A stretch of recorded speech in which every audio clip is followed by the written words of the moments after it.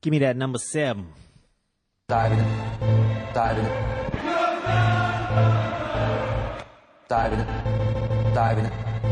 What do you think they call them? Diving. Diving. From glory.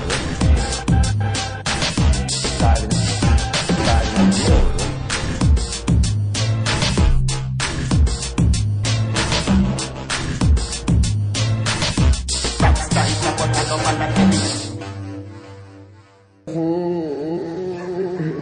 Diving. From glory. But not no Balotelli.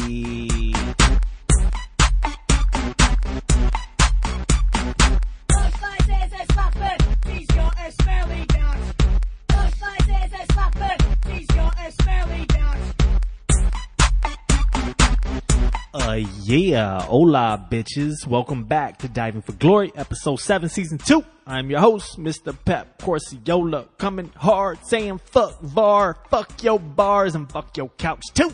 Sucker. Sir Solomon, what up? What's good? Yeah, this week we got Lyon continuing a run of impressive form, Inter loving late goals, and Barcelona and Chelsea both dropped their first points of the season. Also, Big 5 League reviews, Europa League review, and as always, our prestigious and egregious D4G award section. Enhancing Diving for Glory, as I keep mentioning, so please tune in as we will be posting every Monday on iTunes, YouTube, and divingforglory.com. You can also find us on Twitter at Diving for Glory and Facebook as well. Follow hashtag subscribe, like, retweet, and if you like us, please hit us on iTunes, man. Rate us 5-star Belgrade. All right. Yes. All right, man. No VAR. Round here. Just adjust the cup. Jersey tuck, boots, lace, Diving for Glory. Let's go.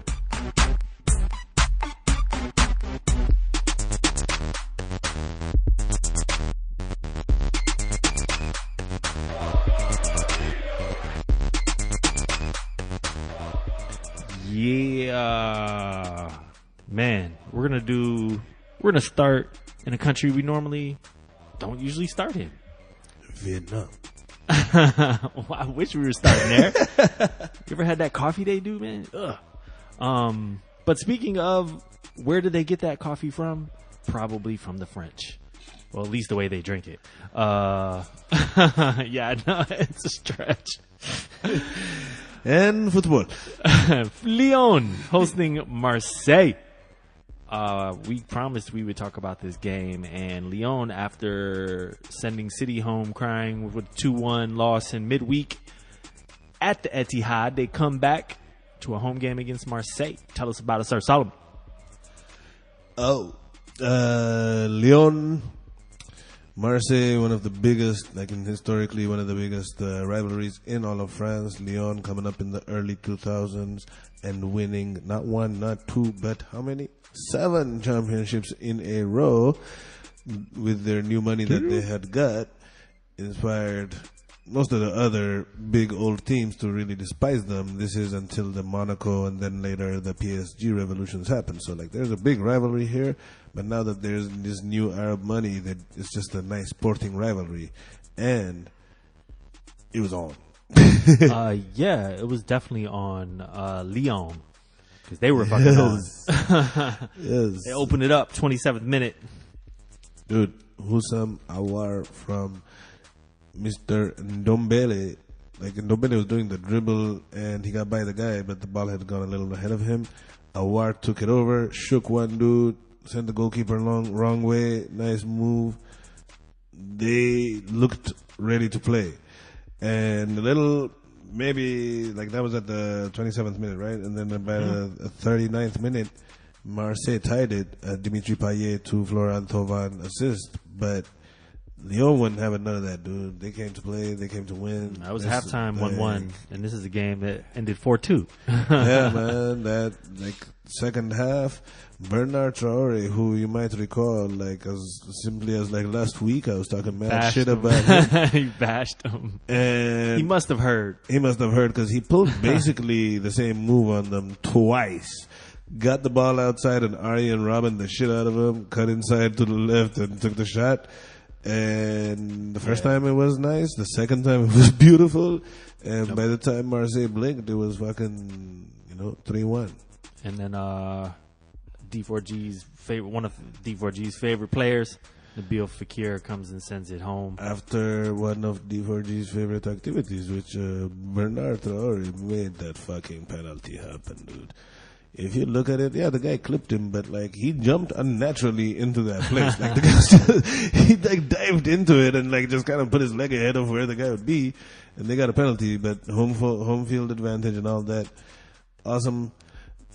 Lyon deserved the result. If you look statistically, it was their home game. They looked the better team. They had 56% possession, total shots 17-9. You know what I'm saying? Yep. In pretty much all other than corner kicks and fouls, all statistics, they dominated. And Lyon truly, after Marseille brought in Clinton Njai for Kevin Strootman, Dimitri Payet assisted him nicely, and he fucking executed a beauty of a goal, but it was too little too late. 4-2, and Marseille, to top it off, get a professional foul towards the end of the game, and they get a red card. So Lyon looking good. Lyon with big plans this year, I guess. I mean, they held on to Fekir. That was a major coup, and they had eyes on at least trying to challenge as they finished second last year. Correct? Last year, I think they finished second. I believe so. Yes. With all that being said, but they had 230 points behind PSG, of course. Yeah. Still, they started off a bit slow. They're now tied with Marseille on 10 points, down below them in sixth place with goal difference. This is the third win in a row over Marseille for Lyon. And playing the kind of football that Lyon, with Nabil Fekir, likes to play. If you look at their passes, 472 to 372, basically, and they completed more accurate passes and a higher percentage of accurate passes. They connected 413 to 273 accurate passes. So they had more than 120 accurate passes compared to their opponents, and they did it at a higher percentage, 88% to the other team, 79%. So question for you, because I'm not sure everyone who listens, watches French League or just hears us talk about Fekir and all this. So Fekir in this game, in a 4-4-1-1, I believe, played right behind the striker.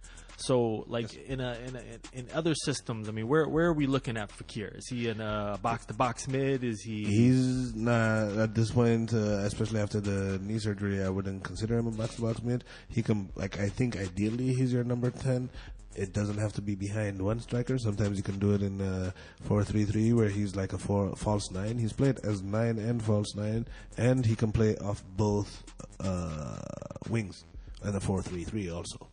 Okay. So, as long as you're in the final third, he can do a lot. I wouldn't push him back and make him any kind of box-to-box, because I don't think that's going to mean, he's not a speed guy. And that's not what you're trying to get out of him.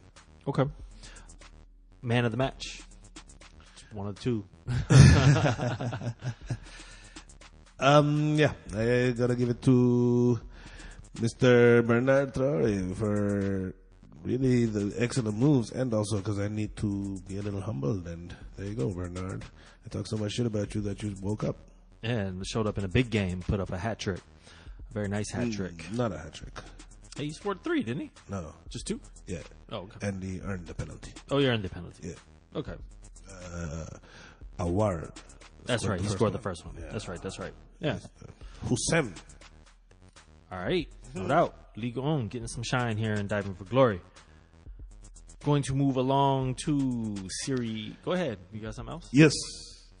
Dante on fucking Marseille has been... Dante? That Dante. Has there ever been a player? I mean, there has been, but... Luis Gustavo, Dante's teammate. Who these two guys just keep popping up in fucking huge losses. And a fucking terrible game in it. He had one clearance in a game where they had fucking 4 goals scored against them. So he had 1 tackle attempted with 0-1. I think Marseille came they're coming off a loss in Europa too to a nobody team. Yeah, man. It's tough out there. Rudy Garcia on the other side is like doing his thing, but Rudy Garcia didn't really match up good against Bruno Genesio, so we'll see how that goes. Okay. All right, moving along to Italy, Serie A. Sampdoria hosting Inter. I think we pegged this game last week as well. Inter still in need of massive points in Serie A if they are to maintain their Champions League ambitions for the year. They coming off a wonderful midweek win over Spurs in a very Spurs fashion, of course, as documented here. And this had VAR written all over it. Tell us about it, Sir Solomon. Well, first of all, Inter won this game by a scoreline of 3-1. Hold on. There's hold. We have to look at the. Nope.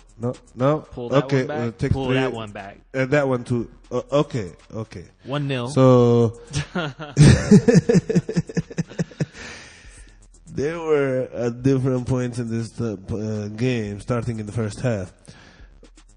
First off, all right, let's go into the lineups and blah, blah, blah, which is interesting. But Fabio Quagliarella, Gregory Defrel, and Gaston Ramirez starts up front for a fucking Sampdoria team that has put up big points on a lot of motherfuckers. So, like, it was interesting.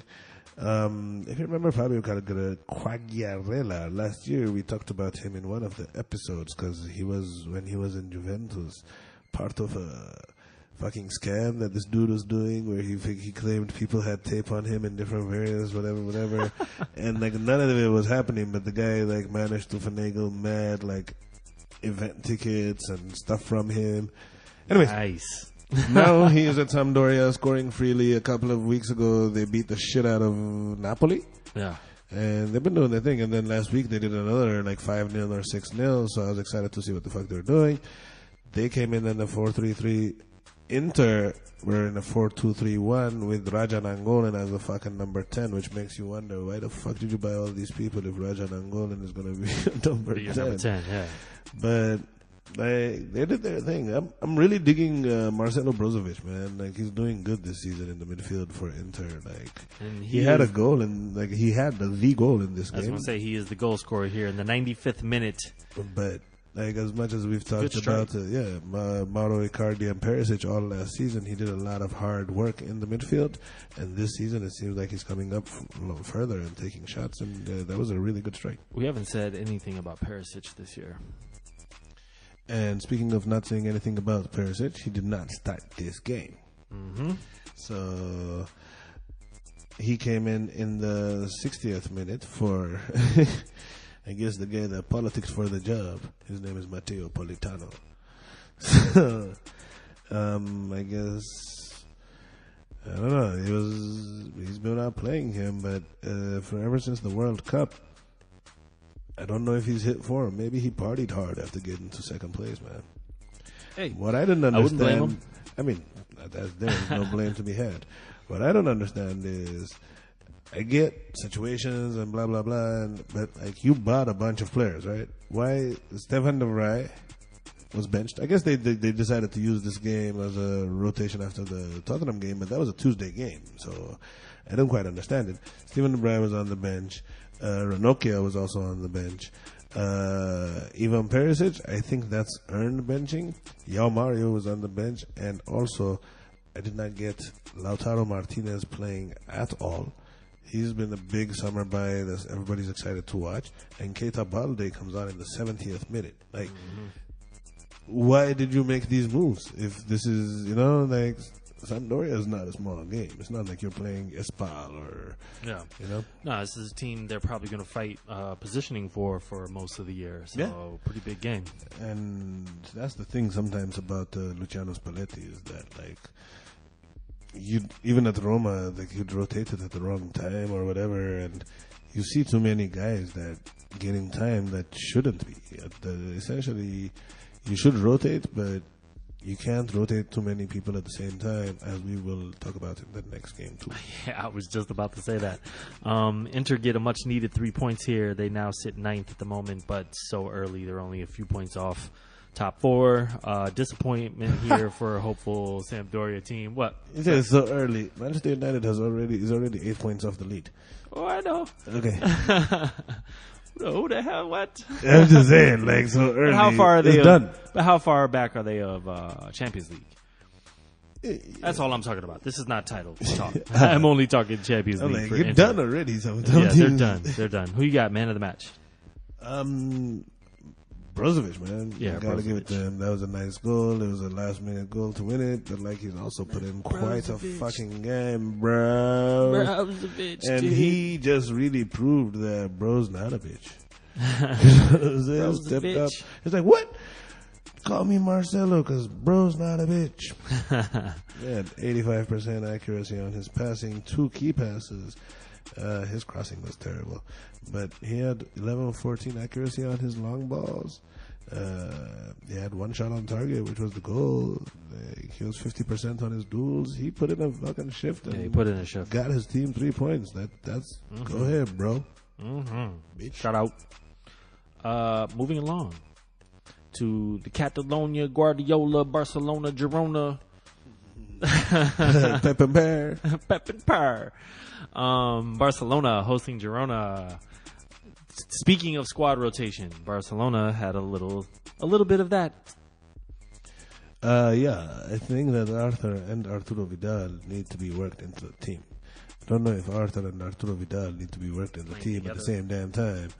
And against a team that is very fast and very counter-attacky. They had really, if you look at it, like the play is good and everything, but when you play against this team, you stop Stuani. We talked about Stuani at length last season. But even before that. No. But I'm just saying. Yes, you're right. And they went in with this objective, and to do that, to have these kind of like, okay, let's stop this guy, let's do this, you have to have a team that kind of knows each other. And this is a team that if you do the right, like if you play the football the right way, you should sweep aside, but you need to execute properly because they will. And to that point, 7 shots, 6 on target for Girona. that's what they're looking for. A few chances, but when they do, and their counters, they were causing pandemonium. And also, Lenglet came on. Yeah, let's talk about Lenglet. Yeah. Where did Lenglet come from? Lenglet originally? Before this, Sevilla. okay. Yeah. Signed this year. Yeah, this Center summer. back. Yeah, this summer. Umtiti out on a red card. Center/left back. You can do that. Umtiti not out suspended, is he? No, I think he got that red card last game. But it might not have been a straight. No, he got the red card in the Champions League game. He's playing in this game. He came on as a sub, actually. Okay. Because of the sending off. Okay. That's a major rotation then. Huh? That's a huge rotation if you're taking out, if you're playing Vidal. He came on Lenglet. for Ousmane Dembele at the beginning of the second half. Gotcha. Yeah, it was a huge rotation. If you look at they had Jordi Alba, Clement Lenglet, Gerard Piqué, and Nelson Semedo. So 2 out of the 4 were not in the midweek game. In the middle, you got Busquets, Arthur, and Arturo Vidal. Again, 2 out of the 3 did not play at all in the midfield. Mm-hmm. And then in the front, you have the front 3, but I would have kept one of the midfielders from previous. Like I understand rotating Mr. Phil Coutinho because he went to America, played with Brazil 2 games, came back, had to be put in the game, and then played in the Champions League game. I get that, okay? But I didn't get Arturo Vidal playing in this game this early. I think Arturo Vidal could have come in later. I think that I would have started with Ivan Rakitic. I don't think that at this point Ivan Rakitic and Phil Coutinho should be benched at the same time. So let's bring this quick point up though.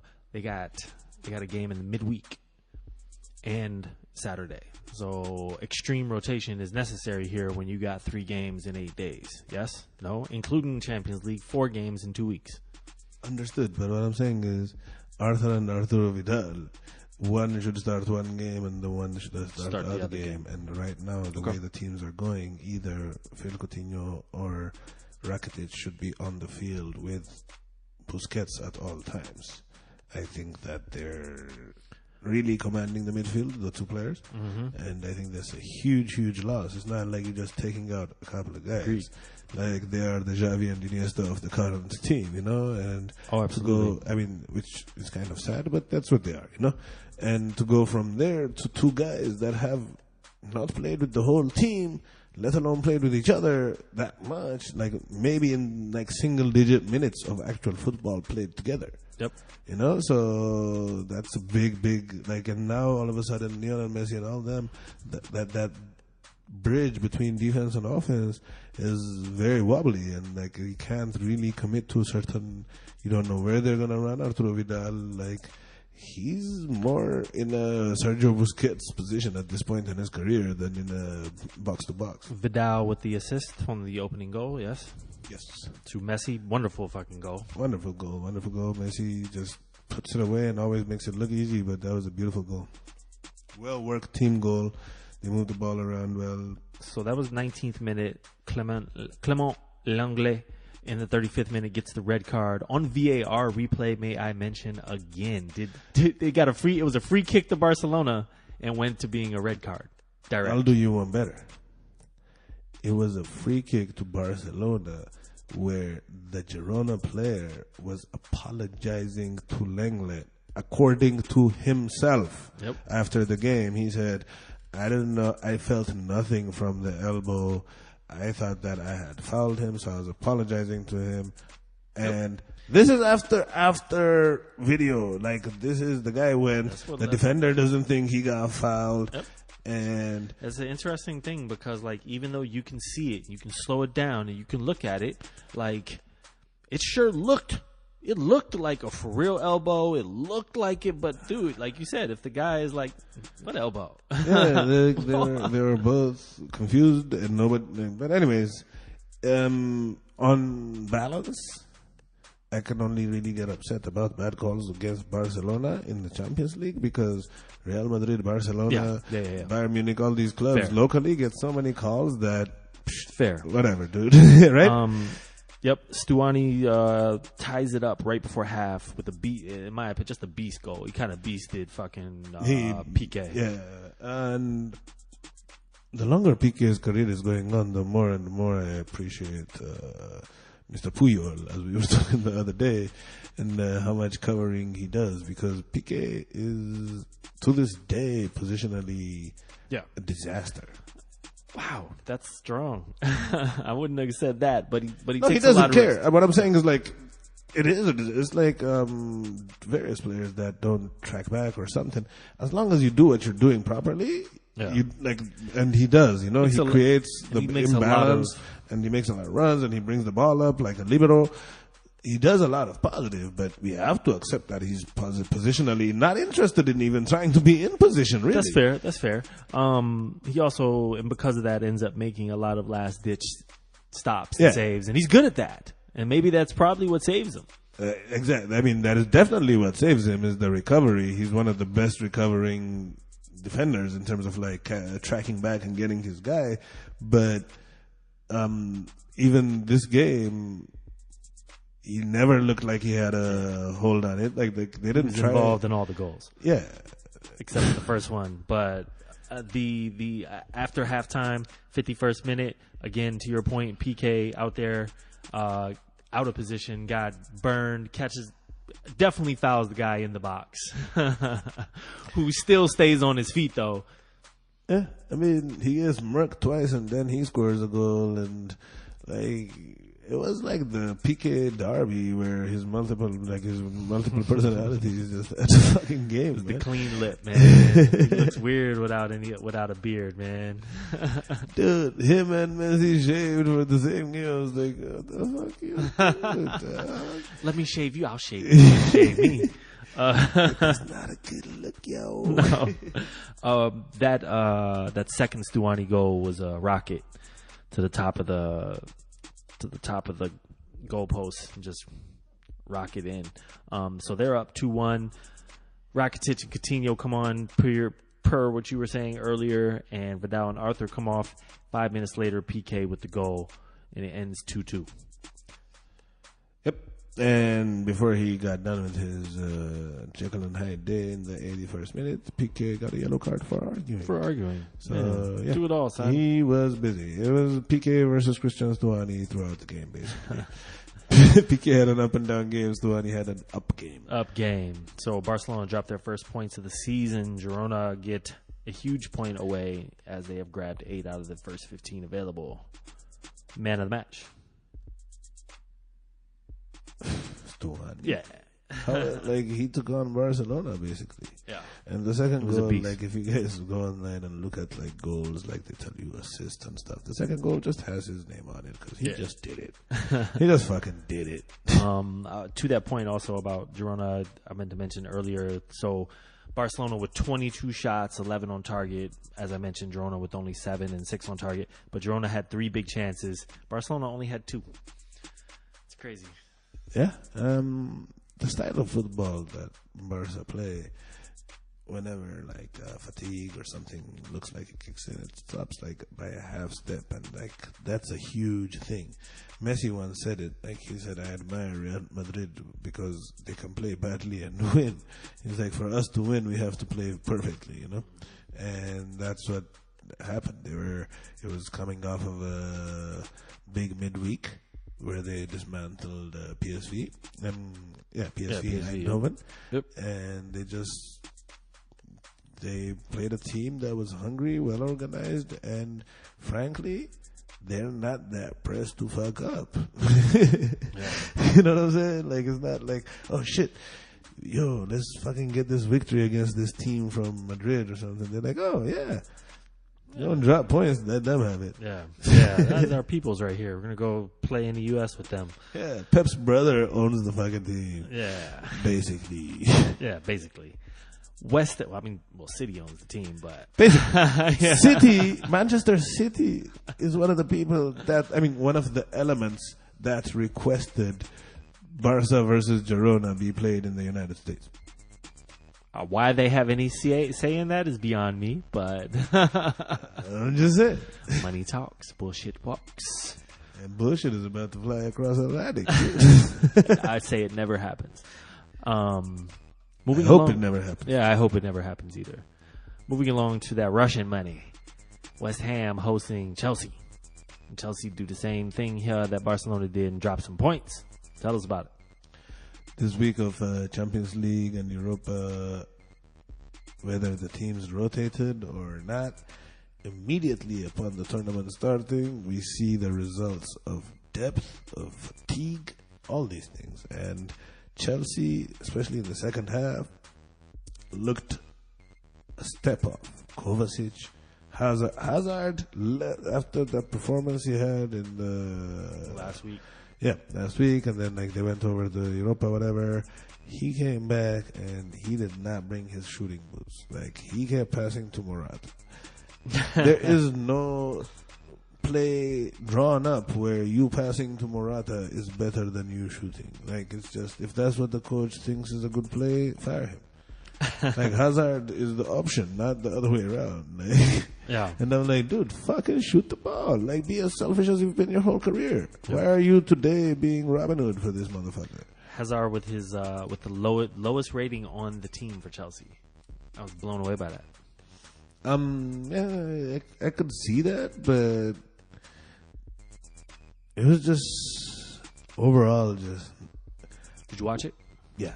Yeah, I was watching it. Unfortunately, I wish I could get my time back for it. West I Ham had fantasy interests in Kante and Hazard, so I was on it. But the thing is, West Ham put out a team minus Marco Arnautovic. And first of all, where the fuck is Chicharito? Anyways. Exactly. You mentioned him last week, and we didn't have an answer. So. Yeah, and now it was like, oh, yeah, because maybe Arnautovic is a striker, and he's good now. And Arnautovic was Yarmolenko. Yeah. Yarmolenko had the performance last week. This week, they put Michael Antonio as the fucking striker with Yarmolenko on the wing, and Fabianski in goal. Put in work. Shift. That dude had save.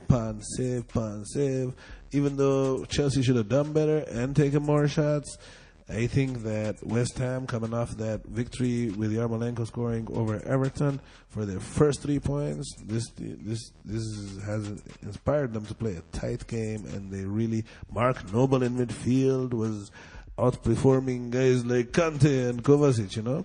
Yeah, I have to really give it up here to West Ham, who got their first 3 points last week, and then, I mean, something they're not necessarily known for is being tight, compact, and disciplined. That's not even a Manuel Pellegrini style as well. So, like, kudos to them for, like, knowing what the fuck is going on, coming with their game plan, and executing it, and getting the point.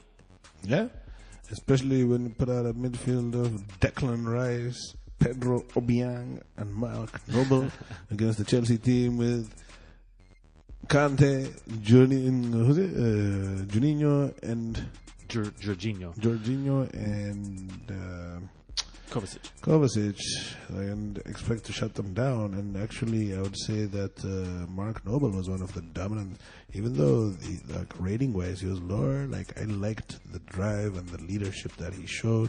And they took him out late, and I was actually worried that might go away, but they managed to hold on to it. Big up yourself, Lucas Fabianski. Felipe Anderson is like... I'd even go far to say that West Ham had the better chances in this game, man. They should have won this fucking game, to be honest. Yes. They missed them. They missed like 2 very clear opportunities. Yes, but usually West Ham managed to secure defeats from the jaws of victory. So to me, of course, right? Them managing to stay, because in the 89th minute, a Liverpool fan said, "Oh shit, West Ham better finish this shit off," and I was like, "Dude, that's their thing, though. Disappointment." So even then, I didn't think that they could get the 0-0, but the fucking Europa League hangover got Chelsea, dude. Yeah, flying out to Greece to play PAOK. Yeah, and you know that shit stressed them out because PAOK owner got a get. Yeah. Like, what? Got yourself a gun. Come on. You like, cut him in or what? So Sarri says, I think after this loss, that they're a year away from City and Liverpool. What do you think of that? No, they're a week away from Liverpool. Dude, they're a day. It was a day. They play tomorrow. Nah, I don't count that. Yeah, I know that. They scrimmage tomorrow. They scrimmage tomorrow. And for then they a real got a game game on Saturday. weekend. Yeah. But I don't think so. I think they're still like a step below these two teams, especially when you about a year. More or less depth though. They're gonna have. I can to do agree with something the about year. depth. I can agree with being a year behind. You think they would compete next year if they go out and sign what striker? They're gonna need one of those at some point. Understood. They're not. I really don't think that they're that far from Liverpool in terms of like actually top to bottom on the 11. I think they actually have a lot more talent on it. Yeah, the forward line on Liverpool. You know, like you have Mane, they have Hazard, so they take away. So I mean, you have Salah. Mo, they have Hazard, so they have advantage in terms of especially Firmino in the middle. But outside of that, if you look at the midfield, like Chelsea got a much better midfield than they do. I'd rather have Kante. I'd rather have Kovacic, and I'd definitely rather have like. I'm with you, Jorginho. but we talked about it last week, where you're just looking at the names. You're like, the names don't look that great, but damn it, they do exactly what he needs them to do. Understood, like, but when you say like, do you think that this team can catch that team? Like, I can only compare talent, not like even if they buy players, I still think that they're behind. And on talent, then they're closer to Liverpool. Yeah, I don't like what they're doing as far as with the Kante thing. Jorginho is the man in the back, but like I just think they're kind of wasting Kante's true talents. You're asking me totally different. You're answering a different question from what we're addressing, though. Absolutely not. Like, I don't think they're a year away. I think they're because you got to assume, number one, that these teams are going to strengthen. Number one, so you're not just gonna they're not gonna stand pat while you add players or whatever the fuck. And I don't even think if you give them a year to gel that this Chelsea team touches those two teams. Weekend. Oh yeah. Well, good. So we are definitely, absolutely talking about this next week. Oh, you know it. It'll be the opening game. Yes. Without a doubt. Man of the match. Who you got? Lucas Fabianski. Yeah, absolutely. Killing it. I rarely see ratings that high for goalies. Like, even on good games, they're only like 7s. I'm still surprised at the fact that you made such a strong argument when, like, you must have been waiting all season to make this point because they've been winning. That was the first points Chelsea dropped. I agree. You just went off. I'm like, I agree. I agree. You've been waiting a while to say this, huh? Just not super duper impressed. They're much better. Like, I like the way that he has them playing, but I'm not a big fan. I've of the only team, been man. impressed with like two halves of Liverpool's football. They've been getting results, but like that's results. why I don't They think have that not. they're that far either. Like, if we have to look at them through the same eyes. Like, it's not like they've been looking spectacular in their games. No, absolutely. No. I agree. But I think we made that point last week that for me, that's kind of the thing is that they're still winning these games against big teams, still pulling these results out in a different way. And you know at some point that they're going to click, that they're going to score They these beat 4 or 5 Tottenham, goals. Chelsea beat Arsenal. Yeah. No. I hear you, but I just don't like.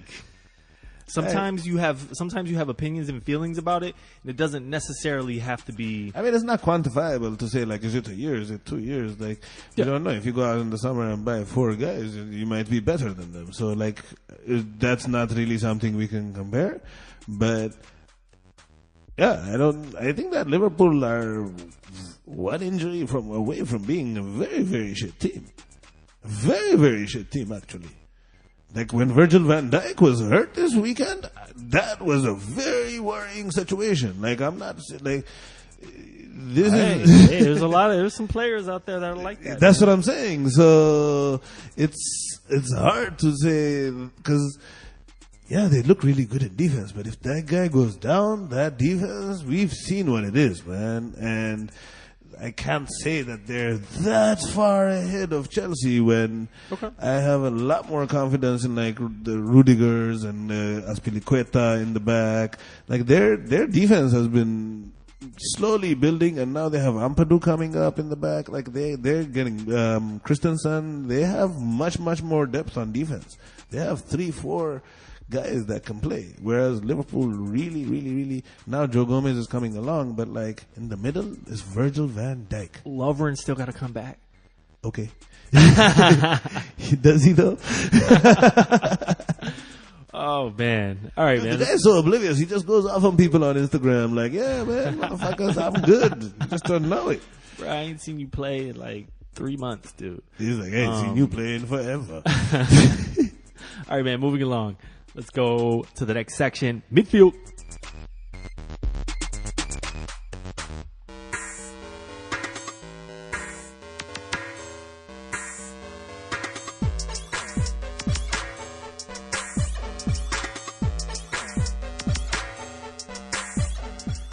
Yeah. But it sounds like, I always think that Yin Yang Twins should rap on that beat. It's like a whistle while you twerk. Oh man, twerking into the review section. EPL review Saturday. I got all the wrong games. Oh wow! I was like, nah, they didn't play. We just talked about them. Fulham and Watford initially started off the Saturday with a 1-1. Would have 1-1. That's Yes, right. where you were actually quite impressed with the left back play of one Ryan Sessegnon. Man, that dude plays fucking D, and that ain't even like his. He's a nice winger that they've.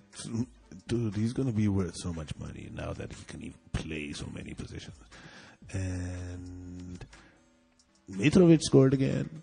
Mitrovic scored again. Yeah. Yes. And guess what Newcastle did this weekend? Not score. Yeah. Yep.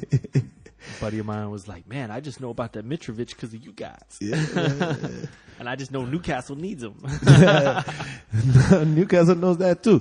Mike Ashley came to his first game and got booed while Mitrovic was scoring for his other team. Nice. Watford with 13 points from 6 games. Still killing it. Not still killing it. Killed it early and are kind of falling off because they've had a loss and a tie in the last 2 games. Yeah, they got 13 points, dude. They're almost halfway there. A tenth the way through the season. Yeah, but if you lose 4 games and then, if you win 4 games straight and then lose 3 at the end of the third, I can't be like you're still killing it. It's like, yeah, they're I'm carried sorry, over by the points got a they had point. before. They got a point, dude. They're still getting points. Like they're last year there was a point That where is a they big were thing. just An away point. fucking That's an away awful.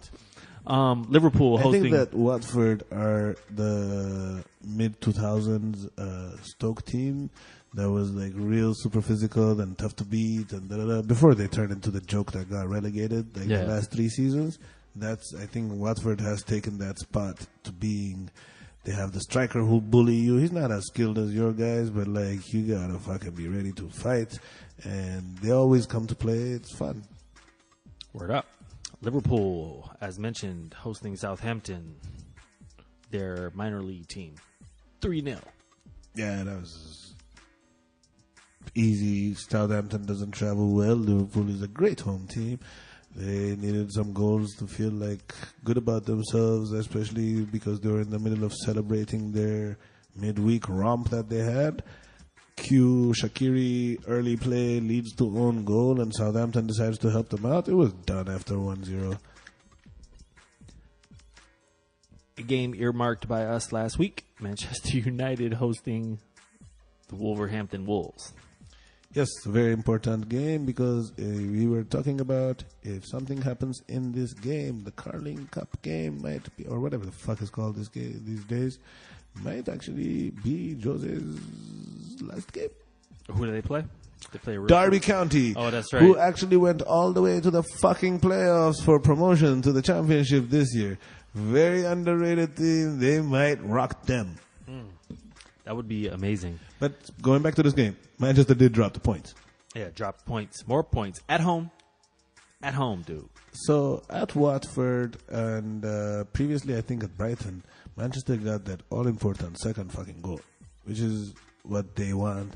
This game, they couldn't. They weren't creative enough. They didn't go after it. Pogba to Fred on the assist was très bon. Sick. Yeah. But they got that going on. And fucking to undo his own work, Pogba gave away the ball. That ended up being João Moutinho wicked-ass goal to tie it. And then, dude, Nuno Espirito Santo, or Santi, whatever, the coach, he outmanaged Jose Mourinho in this game. Like, Wolves are top half of the league team, talent-wise. Yeah. They have the best non-big team player in the league in Ruben Neves. João Moutinho is one of the most experienced professionals and a really good midfielder. Like, they've built that their goalkeeper shouldn't be there. So he tried to hold on to the 1-0. They got him 1-1. It could have easily be Derby County win, in which case we'd have be been amazing. But then after that, not to be outdone by each other, Paul Pogba came out and said, we should attack more. We should attack. Especially at home when we have a team down, we need to attack. And this is the captain and of a team that's coached by a defensive player and the manager. And the defensive manager came out and said, effort. They had more effort than us. They had more drive than us. So this shows you that the star of the team and the captain and the main guy, the image of the team right now, and the manager have completely different outlooks to what they need to do to get out of this problem. And my personal, I can't imagine that. I mean, whatever it was, Ed Woodward, all the politics, but I can't imagine that the brass at Manchester United this summer were, I mean, I don't think you get rid of the player. I'm getting rid of the coach. I want to see if the player can do it with The same thing happened with Eden Hazard. He got him, they played whatever, but then when they got even the championship team, when they were losing to, I want to say, PSG that year, and Eden Hazard after it was like, there's not enough creative players around. And at the end of the game, Mourinho was like, Hazard should have taken care of his chances. You know what I'm saying? Like, the approach and who he has as his stars have to match.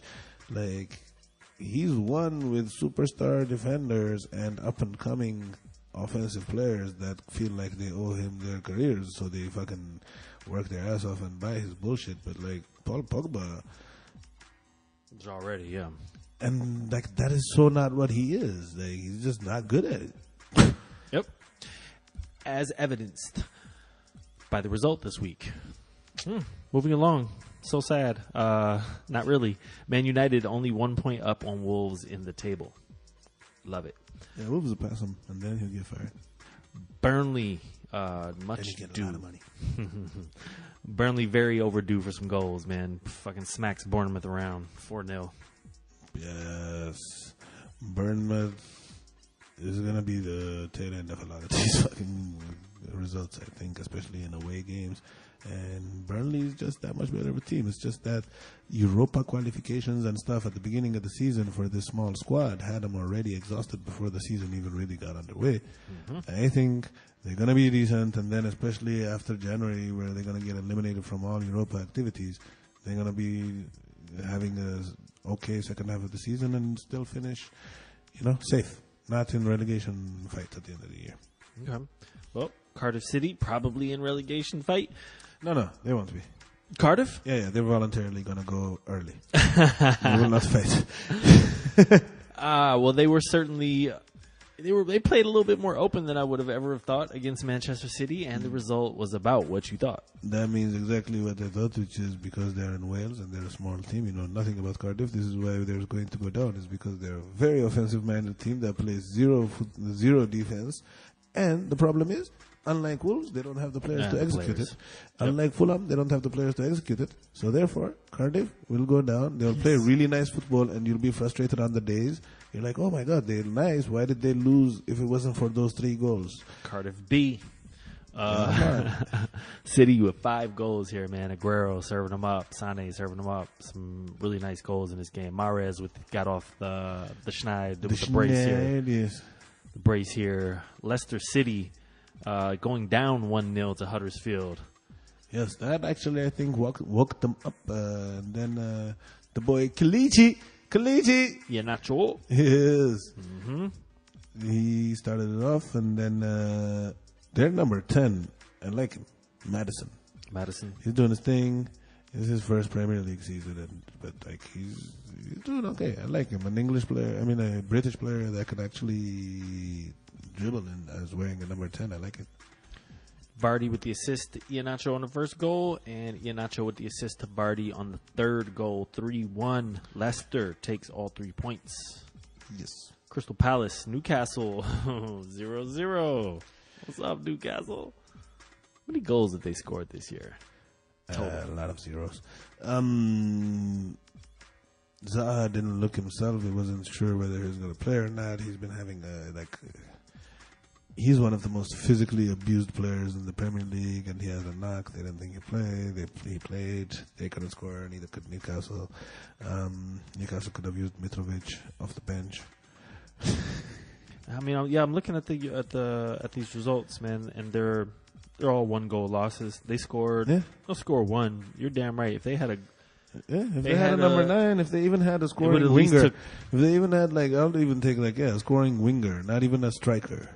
Or even a guy with a good free kick in midfield that could give you a couple of goals, they would be much better, They just need goals. Yep. And all their players, they're box-to-box, they're midfield, the creator, everybody, they don't really have shooters. Sometimes you don't have a striker, but you can make up for it with team scoring. Yeah. They don't have that. So they need to invest, and that's the issue with Mike, the owner, Mike Ashley. He has been trying to badmouth Rafa Benitez, basically, instead of buying him the players that they had agreed that he would get him. And it's ridiculous because Benitez, his contract runs out at the end of this year. Yeah. And he's not coming back. Peace. He's not coming back. He's a fan favorite. He's done amazing at this job. Amazing. He shouldn't have even got him relegated. You shouldn't have had him survive, and now, even now, we're not worried about no fucking Newcastle relegation. Yeah. I'll tell you this much, though. Next year, they're my candidate for relegation. True that, man. Moving along, Brighton and Hove hosting Tottenham. Tottenham with a really, really, really, really tough week in need of all 3 points, and they got them. 2-1. Yes, they got the 3 points. Hove played a decent game. Big up Chris Hughton, only black manager still in the Premier League, so I always kind of support them. I'm I love that Hove hired the black manager. Hove? Hell yeah. Sunday, we already covered the first game. West Ham, Chelsea, Arsenal hosting Everton. Arsenal with a 2-0. Deceiving. Would have been a 1-0 if VAR has existed. Even without that, it should have been actually a 2 or 3-0 Everton after the first half.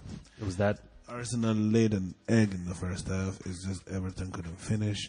Even your boy Theo Walcott, he couldn't fucking They just had a lot of chances. The commentators, the studio, everybody was talking shit about Arsenal, and I was like, this looks like you played a terrible half of football, and you went in 0-0. I get it. If your fans boo them so they get motivated or whatever, but it's not a disaster, right? Mm-hmm. They came back. It still looked like more of the same. It was still Everton going at them. But the thing about being a bad team, they get comfortable, and they keep coming at you, and then you got. They got. They got. Wonderful goal by Lacazette to open it up. I don't know what the hell Ozil was doing out there. Hey. Doing things. Arsenal friend of mine was like, this guy's out here running from the ball. He needs to get the fuck out of. I was like, dude, you mean the guy who just signed the extension, right? Just discussing Mesut Ozil is so, because the things that people complain about him are actually his strengths. His strength is actually ghosting into spaces, and his run takes a defender with him, and you can make this run by here. Yeah. People, once you've decided you can't stand somebody, if he's just got his shoulders down and jogging around and shit, body language police, he's always guilty. Mm-hmm. But some of the stuff he takes shit for is just how he looks, basically. He does look funny. Yeah. He looks like Stewie. From after a heroin binge. Arsenal still come away all 3 points, still right there in the mix, tied with Spurs, down on goal difference, and that is EPL review. Yeah, the Alexander Lacazette and Aubameyang, ever since they started playing with the double striker, it's actually been much more fluid. And the two players like playing with each other, but. You just got two players who can score and make up for the bullshit. You know what I mean? But at the end of the day, all the bullshit is to score. So if you can get them, I hear you. Yeah, I'm if you got a shooting boot, you should. The team should accommodate. Dude, Aubameyang was about a yard offside. Yeah, I know. But it was nice, man. It was nice. But the thing they've been effective. As pompous and as our league is the best and the best marketed, are you telling me that the Italian league, which has $6 and a fucking French fry to its name, is got VAR and they're doing it, and England, a guy can just be wherever the fuck he wants when he scores and nothing? So it would seem. Okay. Makes sense. Yeah.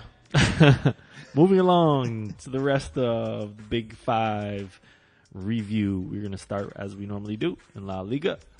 I've earmarked a few games here. I wanted to bring up Alaves over Vallecano.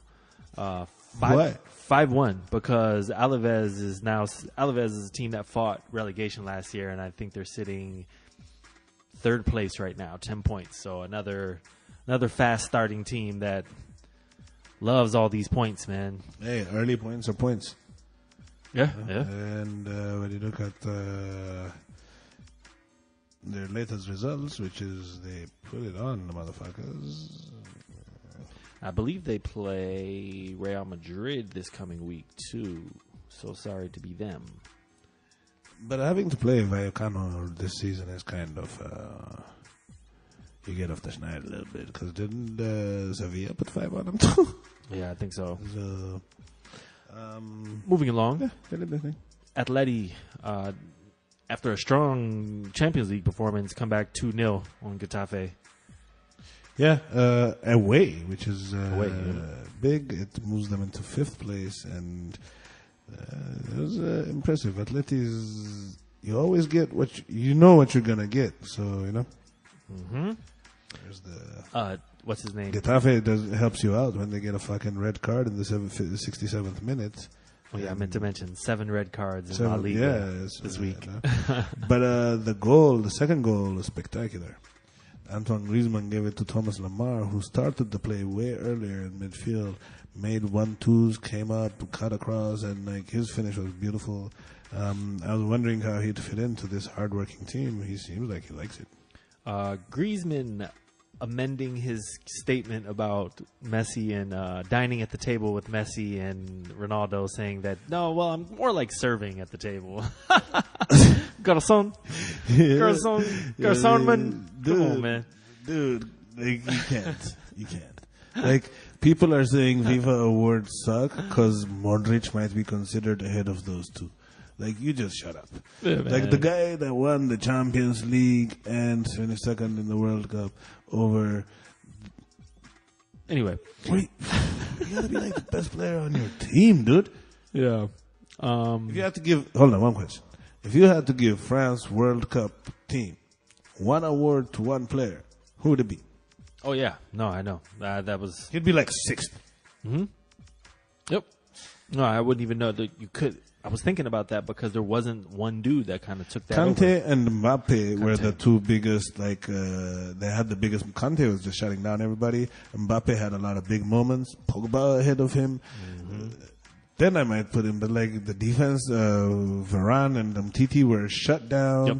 The defenders, Hernandez and Pavard on the other side, Pavard, Pavard had the spectacular goal. Hernandez was wicked. Like, I don't know. It was like you said, a true team effort, and to claim individual credit for that shit, fuck out of here, bitch. Yeah. Tony. That's like Giroud coming back from the World Cup talking about, I didn't score, but I did things. That was a very important part of the World Cup team. And I'm like, yeah, you hugged guys after they scored. Real Madrid 1-0 over Espanyol. He rotated to his team too and played Dani Ceballos and stuff, but he got saved. And Espanyol was a tough game, and Espanyol is generally not a tough game for Real Madrid. They kind of lay down for them, and so they gave him the 1-0 was okay. 1-0, yeah. Sevilla away to Levante 6-2. Dude, don't blink if you're playing Sevilla, man. Apparently. Do not blink, man. Please don't. They put up 11 goals this week. Yeah. And they fucking put it on them. Your boy, you can say the name. You know, I want to take your... you talking about my boy, not Ben Yedder? Yes. Wissam Ben Yedder. Wissam. He tricked the hat in the first half. In the first half. Yeah, put the game to fucking sleep. 4-1 at halftime.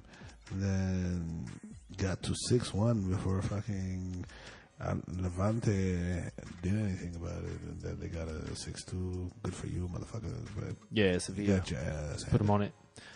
Betis and Bilbao 2-2. Yes. Betis is a work in progress, and Bilbao right now is in good form. To get that point is good for them. They got point from Real Madrid last week. Mm-hmm. So, big up. Those are the tough middle of the league teams. Like Betis against Bilbao is a tough game. Mm-hmm. And it's an offensive-minded team against a very defensive, bullying kind of team. Yep. Anything else you want to mention from La Liga? Nope. Okay. Moving along. Serie A. Fiorentina smashed Spal. 3-0. Bow! Fiorentina on the up and up this year. Yeah, so far. Viola's you expect it to stay? Oh, yeah. Their front line has got decent players. So I think they'll be there. I don't know if they're going to challenge for anything, but they're going to be that Europa level. You know, they're going to fight for those levels. And it's good to see La Viola back. Okay. Torino hosting Napoli. 3-1 Napoli. Yeah, Napoli, the Carlo Ancelotti reign is not as cloudy as and turbulent as it looked. They're still punching out the results. 3-1 was good. And they had a win in the midweek too, didn't they? Mm-hmm. Yeah. No, they drew. I think they drew. They 0-0'd it. Oh, okay. Moving along, last year's darling from Serie A, Roma, take another L. They're winless in 4 games to Bologna. Dude, Bologna put it on him. One dude scored an amazing goal, and the other dude did the Ronaldo celebration on him.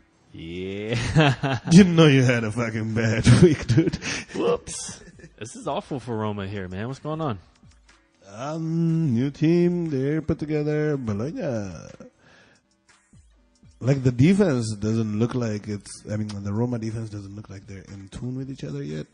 And they look like they're missing Nangolan's work in the middle. Yeah, you got Steven Zonzi and a couple of guys, whatever. But like that junkyard dog kind of moved, that guy that established himself on that team. Yeah. He's out there busy playing number 10 for fucking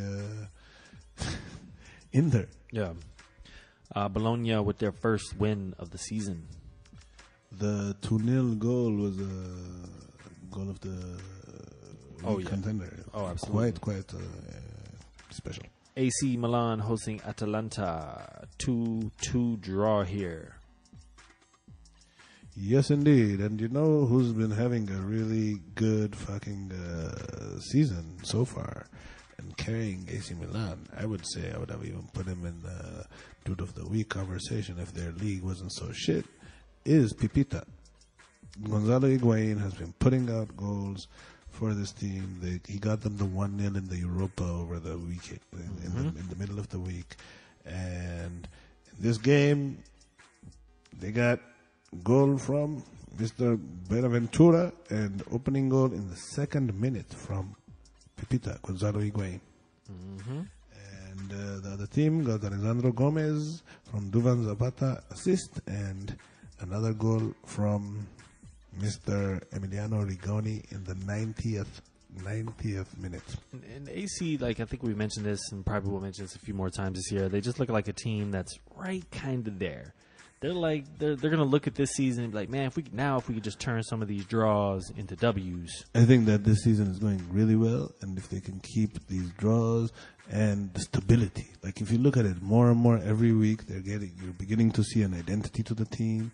And if you look at the lineup for AC Milan, Frank Kessie, Bonaventura, and Lucas Biglia might be subbed out, but like the front three of Hakan, Gonzalo Higuain, and Suso, like this is becoming the team, you know, like every week you know what to expect. One or two guys might be rotated. For example, Biglia might not be there.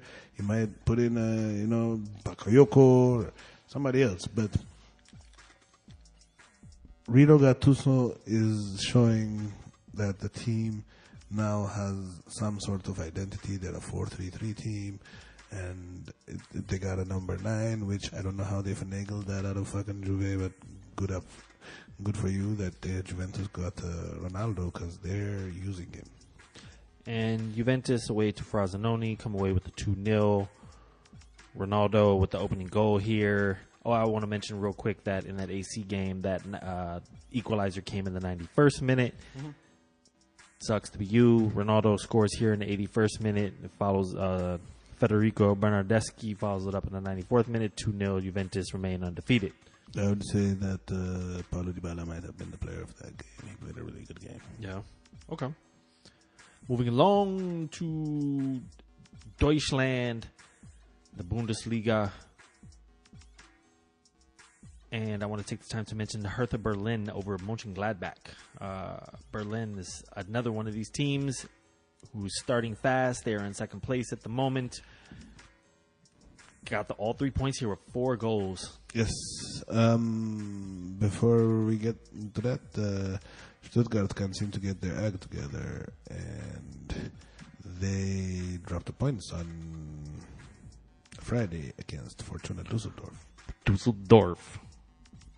We're feeling that game, huh? A little bit, because I thought that it would be a fucking, like Stuttgart would get their act right against them, because Fortuna Düsseldorf is a no-name team, and like now it's not that this is a big result, but I'm just trying to say like the Stuttgart situation is actually a huge problem, and that's when I had the realization, so I wanted to just mention it. Nah, you're good. Like I said, Hertha coming away with all 3 points here, bashing on Mönchengladbach. Of course, another slow starting team. Probably one of the more marquee matchups for the week here in Bundesliga was Hoffenheim hosting Dortmund. Yeah, they got 1-1 out of that game. Dortmund finished the game with fucking 10 people. last man foul on Abdou Diallo, got a red card in the 75th minute. And at that time, Pulisic. yeah, Once again. Yeah, did his thing. And for Hoffenheim, their striker, Joelinton, Brazilian striker, who is in the mold of a previous Brazilian striker that has played for Hoffenheim. Hardworking with an eye for goal. And his name being Roberto Firmino. Oh, really? Nice. He plays the same kind of style. He plays the same team. Kid's only 22. Yeah, he's doing his thing. Okay. Schalke hosting Bayern. Bayern with the 2-0. Schalke is winless now. Bottom of the pile. Yeah. A lot of teams don't look at the Bayern Munich because of the loss before they even played. So Robot and James scored. Oh yes, Robot. Yeah, James scored at the beginning of the game. Nice. Moving along, Ligue 1. Monaco hosting Nimes. It just keeps on going for Monaco, and they drop points here.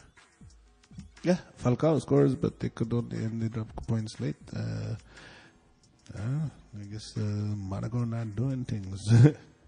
Not at all, man. Also wanted to make mention of the Montpellier result over Nice, 1-0. They were a team that gave PSG fits a few years ago. And they've got 3 wins and 2 draws in the last 5 games. Mm-hmm. They lost the opening game to Dijon, 2-1, and they haven't lost since. Mm-hmm. Montpellier. And then the PSG game away to Stade Rennes and 3-1. They still come away. They went down They were down 1-0 in this game. Yes, indeed. They got down 1-0 to Stade Rennes, and it took that to wake them up. Neymar with a beautiful pass to Mounier for one of the goals, but Mounier balled out. Yeah, he was doing big things. He had a good week. Rabiot fucked up on the goal. Yeah. And towards the end, not towards the end, but in the second half, a beautiful step over by Edison Cavani and your boy Anil Di Maria with a wonderful finish. Oh, nail. Angel Di Maria, also known as Ratatouille. And that is our league reviews. And now we're going to rock the Europa League really quickly. There's a few games worth mentioning, I think. And Marseille, as we mentioned, Marseille taking the L to Frankfurt. 2-1 Frankfurt. Frankfurt. Eintracht Frankfurt lost the coach, but they're still a good team, and Marseille seems like they're in a bit of a flux, so they got worked. Maybe they're just fuck Europa. Villarreal. That is actually until recently when they changed it to entry ticket to the Champions League. That was actually a very common thing, fuck Europa and not just rest my players. But the funny thing is, they lost the game that they rest their players for too. Tough out there. Villarreal and the Rangers 2-2. Rangers take some points. Yeah, the Rangers. Yeah, the Rangers, man.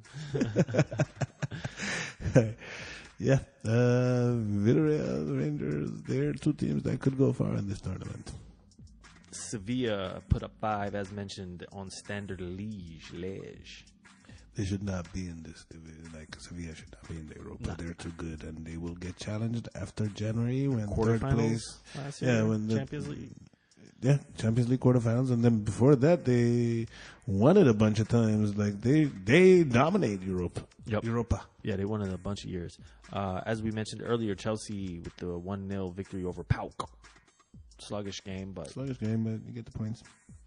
I'm gonna come back to this last game, but Arsenal. Big Ross Barkley had a decent week for Chelsea. Yeah, nice. He's a good squad player, man. Yeah, both times they brought him in, I laughed, and then you'd see him, and he's definitely a plus, not a net negative. Yeah, that's a good way to describe him. You're a plus. Yeah, how players are net negative or positive. I would say that he brought I could just see that more as, than he took away. I could just see that as like my future, or not my future, but someone's future relationship response. Like, I love you, but like, you're a plus. That's definitely like you're looking at it like that. Like you could be a minus. I know, that's what I'm saying. That's what I'm saying for sure. Arsenal put 4 goals up on a squad, Vorskla Poltava. I don't even know where the fuck they're from, but they put up 4. Arsenal probably one of the favorites here in this competition this year. In the group stages, yeah, they're favorites, and then we'll see who comes down, man. Yeah, The favorites are whoever is in the Champions League right now. No, that's true. That's true. Good point. AC get 3 points here with a 1-0 victory over Dude Lang. Yeah, man. Dudelang. Mr. Higuain got them the points. Yep. Doodling. And I think probably the game of this round in Europa was the RB teams 1-on-1. Head up, straight up, Leipzig hosting Salzburg, and Salzburg with a Put it on them. with a 3-2. Talk about that Glasgow, though. Saw that one, though. That game winner. That's a game winner, too, right? Game winner was a double back heel. Woo. Back heel pass to a back heel pass to a nice finish. Nice finish, too. Yes, sir. That was nice. Yeah, shout out Salzburg. And moving along to our forward section.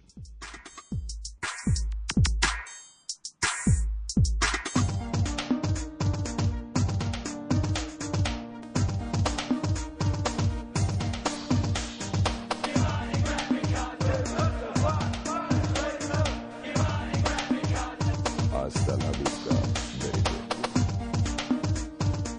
Hasta la vista. Word. Continuing with our new section of profiling teams, smaller teams that you may not know much about from each of the big five European leagues. This week we're going to look at Parma a little bit. Last week it was Betis. Parma from Serie A, newly promoted, but they have some history, do they not? They have a lot of history. Parma was in the 90s behind Parmalat empire of dairy products that provided, like, basically dominated even South American dairy, you know what I'm saying? Behind that, because Parma ham and all that is like, big, they were very successful in the 90s. They had players like Juan Sebastian Veron, Hernan Crespo, Thomas Brolin play for them. And they went as far as winning the Cup Winners' Cup, which is right now doesn't exist. UEFA might bring it back soon, but they didn't have it at the time. So they won. They were in the league championship race quite a few times, but then in the early 2000s, with the collapse of the economy and stuff, they go to shit. And by 2015, they had got so bankrupt and so shitty that they got relegated to not the second division, but all the way down to the fourth.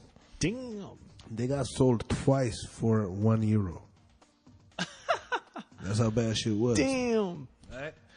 And the year before they got relegated due to unpaid wages, they actually finished 6th, dude. Wow. And they were just going to relegate them to the next division because they had a lot of unpaid wages of like staff and players and coaches. Yeah. And they couldn't maintain till the end of the season just doing that. So Serie B would not accept the relegation because they're financially not sound. So they withdrew that relegation and relegated them all the way down to Serie D. Wow. Where they went undefeated their first season, automatic promotion. I mean, undefeated. Well, of course. No, you laugh because all the players leave you when you go down. It's not like you're going down and playing with your same Serie A team. Yeah. Like you have to recruit like that level of guys again. You know what I'm saying? No, and you obviously also don't have money to pay anybody, which exasperates the problem. So it's actually through the fan support. The fans raised a lot of money and actually attended more fans attended their first relegated season than did their last Serie A season. What's the city? Is it Parma? That is the city. So Yeah. Parmesan cheese comes from. I don't know if Parmesan cheese comes from it, but Bet you. Parma ham. Parma ham. Okay. Yeah, Okay. Yeah. So they had the debts of 218 million, unpaid wages of 63 million. That got them all down all the way. But Italy, Fiorentina in 2002, Napoli in 2004 have gone bankrupt. So they went down. When you go bankrupt, you change your name and everything because that name that you had, you can't use it. So they had to change their name to Fiorentina Football 1903 or something. And they just they came back in 4 seasons. Damn. But last year's promotion was crazy. It was to get that second spot in the last day of the season. Frosinone and them were going at it, and they got a result, and the opposition player scored a tying goal in the last minute against Frosinone, so they got their automatic promotion. And now they're actually owned by a Chinese guy. Oh, this is a familiar story. Yes, Chinese businessman Zhang Li Zhang. Zhang. Chang, chang, chang, chang. Welcome to the China Club. We're taking chang, chang. Chang. He bought 60% of the club. Two Changs. Two Changs. Two Zhangs in this case. Sorry, Two go ahead. Zhangs. Two Changs. He bought 60% of it.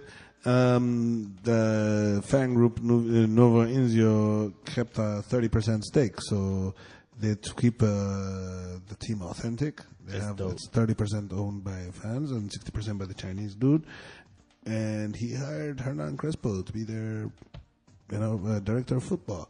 Like, he had shown them support. Like, he was going through their Serie C playoffs and stuff, Mm-hmm. Playoffs, actually, you get in at the quarterfinals of a 16-team playoff to get relegated, to get promoted at that level. Okay, no doubt. So they get in now. Their defender is Alessandro Lucarelli. He's fucking 40 years old. He's gonna retire at the end of the season. And he was like, I'd rather play in any division for Parma than to fucking play anywhere else. Like, he's like, I don't give a shit. Damn. And I think that guy, we're going to at some point see him as the president of Parma. Because that's the kind of move that gets that kind of payment. And they got Gervinho. And if you saw this week, my man, Gervinho with the headline of question, was doing his thing, ran across the whole fucking field and scored a goal. Nice. And they got a goal the other week from an Inter player that they have on loan to beat Inter. So Parma's doing their thing. It's nice to have them back. The hoops design is very rare. I like the jerseys. And I remember at the beginning of the season, I told you, man, their old school jerseys were the shit, dude. And now it's back. Yep. Do you foresee them fighting off relegations here and staying up? Yes, I think that there are teams that have been in the league a couple of years too long that are actually struggling on the precipice, and I think that Parma, and I don't think they're done with business. I think they might even, because due to your name, you might be able to secure like a good loan or something. I think that Parma is going to stay up, man. Okay. But that's also my emotions speaking. I want them to stay up. It's early, man. It's early. We'll see this after January or something. Yes, we'll reassess. But we hope you stay up. Yeah, that'd be nice. And it is Parmesan cheese from that region. Makes sense. Boom. Moving along. I want you to stay up even more now, motherfucker. Ham and cheese. For ham and cheese. All right, moving along. Award section. Prestigious and egregious, man. D4G, let's go. Dude of the week goes to Dude of the week. We are going to give to Wissam Ben Yedder. Ben Yedder. Is Yedder Yiddish? Is it a header? No, it's Ben Yedder. It's Ben Yedder. Is it better? Here's Ben Yedder. He did it in the Europa Cup. Yeah, Europa. Two goals. Put 2 goals, and in the weekend he had a hat-trick in the first half plus an assist. So, Wissam Ben Yedder, take a bow. Better yet, look at Renato, what's the guy's name? Paqueta's celebration. Paqueta, yeah. We want you to do that, Mr. Ben Yedder. Hell yeah. Goal of the week goes to Alexander Lacazette. Yeah. There were a lot of beautiful goals in France, but like this team was not doing good. Like, he took the ball, made excellent control. The cut was nice. The shot was amazing off the post, but the moment they needed a goal at that time, and he put it on it. I liked it. Word up. Abbreviated award section this week. Moving along. Upcoming league games. Actually, no, man. We're gonna give it to Salzburg with the double fucking Man, I know. I thought back about heel that pass, man. Sorry, Arsenal, you're coming in a Europa position again. We're taking it back. The goal taking of it the away. week is the double back heel Red Bull Salzburg goal that slew their Sick. brothers Red Bull of Leipzig. It's Arsenal's goal doesn't matter. It did not happen. Bye. Woo! Like I said, egregious awards, son. Yes. Egregious, Sorry, sometimes your egregious awards, disrespect. VAR. It Just VAR'd our own award. it was a bad award. Sorry. We had to change it. Priceless, man. Priceless. We have delectable treats all the way around in all the leagues this week. Starting with Liverpool and Chelsea. They play twice, as mentioned. They play in the EFL in the midweek, but the real game is Saturday. Saturday is Saturday. What you think? I think it's at Anfield. Yeah. I think they're hosting. Yep. And I think it's going to be a good game. Maybe it is at the Bridge. Oh. I think it is at the Bridge. Let's double check that. But that's clearly going to be the game. But there's also a couple of derby games in Spain. Oh, yeah, for sure. We'll get to that. Let's see. It's Chelsea hosting the game. It is at Chelsea. Liverpool. What do you think about it? Who's going to win? Who you got? Chelsea. All right. Serie A. I think they might tie. They draw. Yeah, I think they might draw. That would be lovely. Go City. Brighton going to beat City. Away. Okay. The City at home is going to lose to Brighton. That travels terribly. Serie A has a few. They're playing midweek this week. Inter hosting Fiorentina in the midweek, and then the weekend holds Roma, Lazio, and Juventus, Napoli. Yes. Juve, Napoli. Awesome. Roma, Lazio also, because Lazio just got back on football this week. Like, they putting out some results. Like, they have scoring issues, but hopefully they fix it. But I think the longevity of the Lazio team versus the superstars that are just now put together in Roma. It's tough out there for Roma. Napoli, do they stand a chance here? Yes. I think that they stand more than a chance. I think that's a game of almost equals. Okay. They're second place. They're 2 points behind Juventus. So big match early on in Serie A. Couple, as mentioned, La Liga. We do have a big derby coming up, but midweek you get Sevilla hosting Real. That's the game of the week, I think, in Spain. And Real Madrid is going to have a couple of tough games, actually, but I'm really excited. I hope Sevilla goes ahead early, because if they do, they could be problematic to Real Madrid. Barcelona hosting Bilbao. Yeah, that's going to be a good game. And then you think the Sevilla-Real game is bigger than the Real-Atleti game? Just because? I think that the first game ahead is always like I can't help it, but I think that they're two different styles, and I don't know if Real's going to be able to handle the swing of playing offensive as Sevilla and then defensive as Atletico in the same week. Well, I'll tell you that. It's equally worrying to me. It'll be fascinating to come back next week and then talk about Real Madrid overall, because I think we'll have a lot better idea of what we're actually working with here. Take with these two games. It's two pretty big games. Bundesliga, Leverkusen hosting Dortmund. Yes, indeed.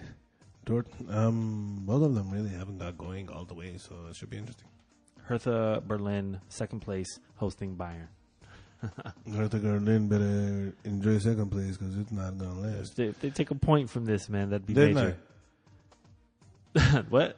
They're not. Oh, thank you for such astute commentary, Sir Solomon. That's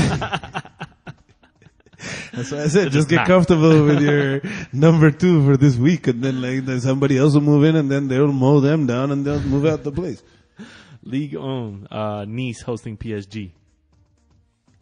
That should be a fun game.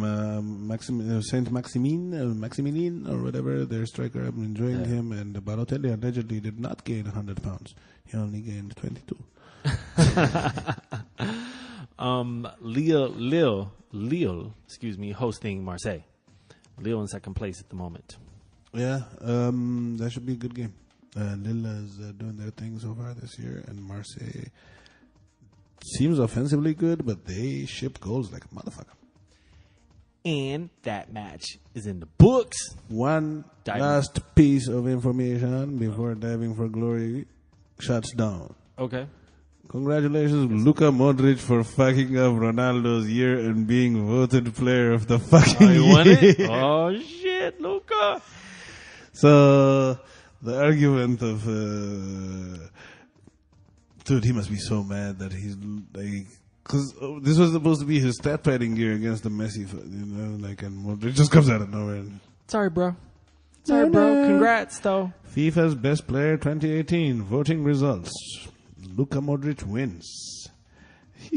No VAR for that, man. It's said and done.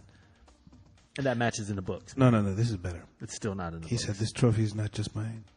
It's for my Real Madrid teammates. Oh, I love it. Thank you. Ronaldo, it's for you. That's how scared he is of Ronaldo. He's still scared, son. He's like, I'm celebrating with you. Ronaldo's like, yo, if it's for me, then assist, dude. Yes. All right, man, official. That match is in the books now, man. Diving for Glory, Season 2, Episode 7. As always, thanks for tuning in. We appreciate anyone who takes the time to check us out. Don't forget, Diving for Glory posts every Monday on iTunes, YouTube, and divingforglory.com. Hit subscribe. Follow us on Twitter and Facebook at Diving for Glory. Rate us on iTunes. And until next week, Corsiola, Solomon. Be out. Match. Diving. What do you think of condoms?